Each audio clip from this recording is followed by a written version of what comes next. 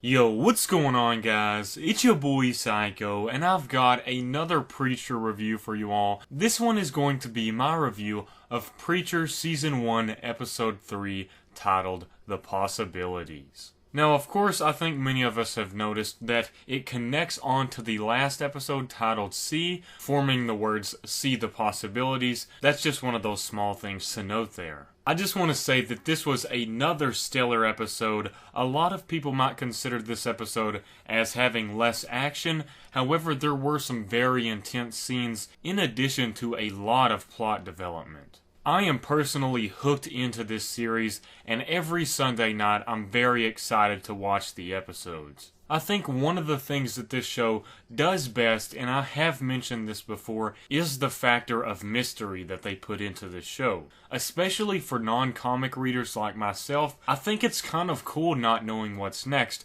However, I can completely see how some comic book fans out there are very excited to see this come up on the small screen. Preacher has been killing it with intros lately, and this one just adds on to it when it comes to a lot of mystery, because it talks about a person known as Danny. I'm going to assume the woman is named Danny.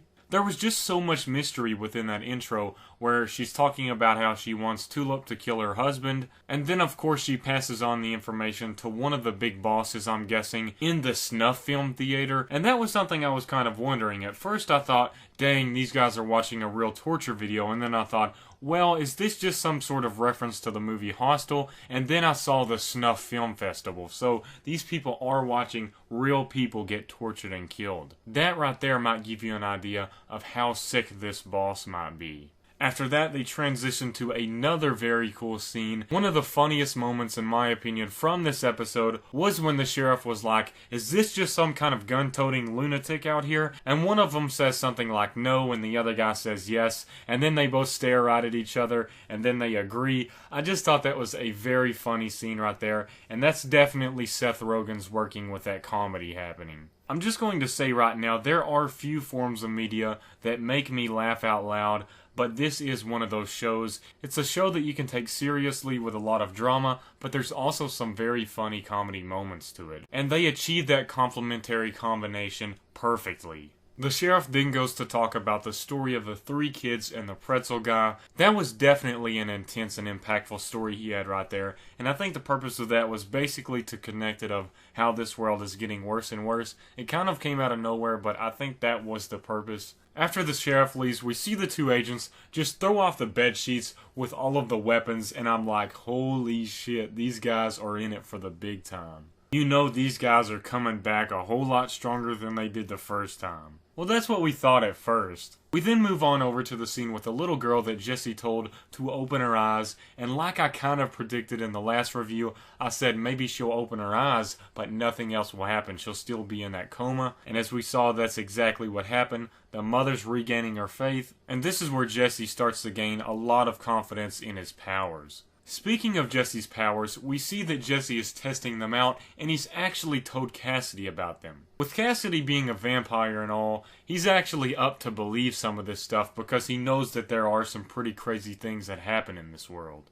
I'm not really sure if Cassidy is looking at it from a perspective of you can basically be your own god in this world with these powers, or if he's actually thinking about doing some good. I'm leaning towards the fact of free booze and all of that for Cassidy, just because Cassidy is Cassidy. I do also believe he has some serious consideration for Jesse as well. I think he doesn't want Jesse to take it out of hand and do some things that he shouldn't do with those powers. Speaking of Cassidy, he is just one of my favorite characters from the show, probably my second after Jesse. He's just this charming, hilarious dude that pretty much everybody would love being around him. Even the funny moments with Cassidy where Jesse's like, admit something you haven't told anyone, and he's like, I like Justin Bieber, oh shite. That was just another one of those really funny moments with Cassidy that show why people love him so much. We then get a very cool scene with Tulip, one of my favorites from the episode. That's where she gets stopped by the police car. As the cop's walking up, we see Tulip slide her gun up under her. Of course the cop's stubborn at first, but then Tulip starts working her charm. I believe this scene was extremely cool, and it added a lot more likability to Tulip's character, even though she's already likable. The way they filmed that scene was cool as well, because when she was reaching for her things in the back seat, as audience members, what we were looking for is her to pick up the gun out and shoot the guy. However, the situation that we were supposed to notice was actually right in front of her eyes, on top of the car, with the ring showing at the cop. Some people might believe I may be overanalyzing this, but I believe there's a lot of psychology to that scene, such as peripherals and perspectives, and things we think about first and look for first before we see what's right in front of our eyes. That's just one of those scenes in this show where they take you by surprise, and they often take you by surprise in this show a lot. This is where we see Tulip work her charm even more, and after she knows she's finally got it in the bag, the guy leaves, and we see Tulip basically just throw all of these emotions off, and it shows us that Tulip has been running this game for a long time. After that, it shows a quick scene with the guy with a broken arm and the kid. At first, I think he's maybe going to beat up the kid, and that's one of those other misleading scenes that they have, in which they make you think something's going to happen, in which something else happens. They do a great job with that on this show. And we see that development of the guy with the broken arm's anger because of all of these people making fun of him, because Jesse broke his arm and made him squeal like a rabbit. Now, this comes back to us later on in the episode. We followed the man to his company where it shows the main boss once again, and I think in one scene, it made it seem like all of these cows were screaming through the walls, and I'm not sure about this, but I think it looked like he was just listening to that on some sort of sound player or radio, and that just shows how sick this guy might be. One thing that I failed to notice in the last review, and it's just one of those obvious face palms where you think, how did I miss that? But it's the guy with the broken arm. I didn't connect that back to Jesse. I thought that was a brand new character that they had introduced with a moving company, so knowing that now, it's starting to make a lot more sense here. It finally transitions back over to Jesse Custer. He meets up with Tulip once again. She's trying to convince him, and then Jesse finds out about Carlos. Once again, a pretty cool way that the producers messed with some misleading scenes was where it showed the flashback with Tulip, and she's screaming at the car leaving her, and you assume that it actually might be Jesse, but as we see in the later scene with the extra part of the flashback shown, it's Jesse and Tulip with somebody else leaving them, and that is who I assume is Carlos. I believe he is some sort of rat that ditched them and took the money in their heist, and they want to get back at him with justice. Jesse gets all on board with this, and they finally go over to a gas station where he meets the man with a broken arm once again in the bathroom. The guy holds a gun to him and says, "I'm gonna make you squeal like you made me squeal," or whatever. And that moment kind of reminded me of the movie Deliverance. If you've seen Deliverance, you know exactly what I'm talking about. I don't know if they intended it to be like that, but that's kind of what it sounded like to me. One thing I do want to say about the man with the broken arm, the actor that plays that character does a fantastic job in my opinion. I just thought it was pretty badass how Jesse held his calm and he said something like, "I'm going to give you a choice. I'm going to make this look like a suicide or something else. I don't want to have to whoop your ass twice." And then that's where the guy starts to hit him and he tells him to stop.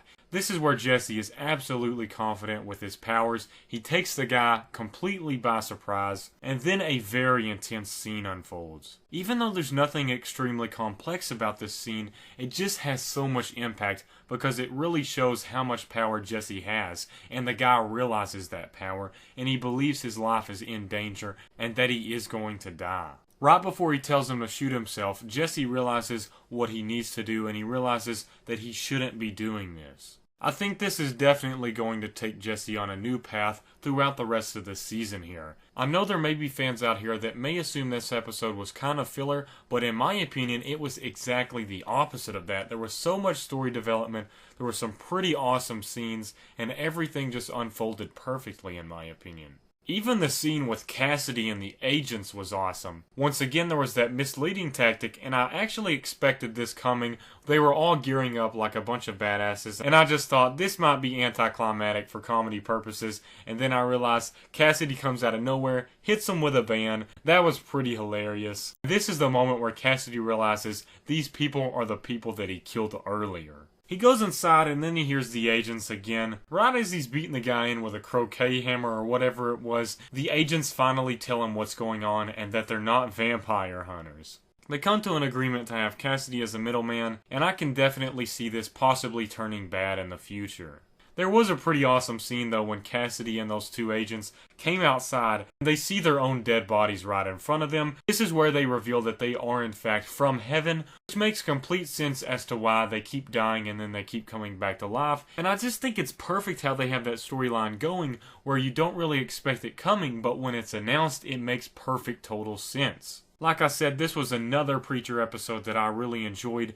This series is on a roll with awesome episodes here. It's got me hooked, it's got a lot of mystery, it's got a lot of plot development, it's got a lot of interesting characters, some really cool comedy. I am just ready for the next episode already. Thank you guys so much for watching. Please make sure to leave a like on this video to show some support. It always helps out an absolute ton. And do not forget to write your thoughts and opinions in the comments section down below. I always love hearing what you all have to say. Thanks again for watching, guys. Peace out.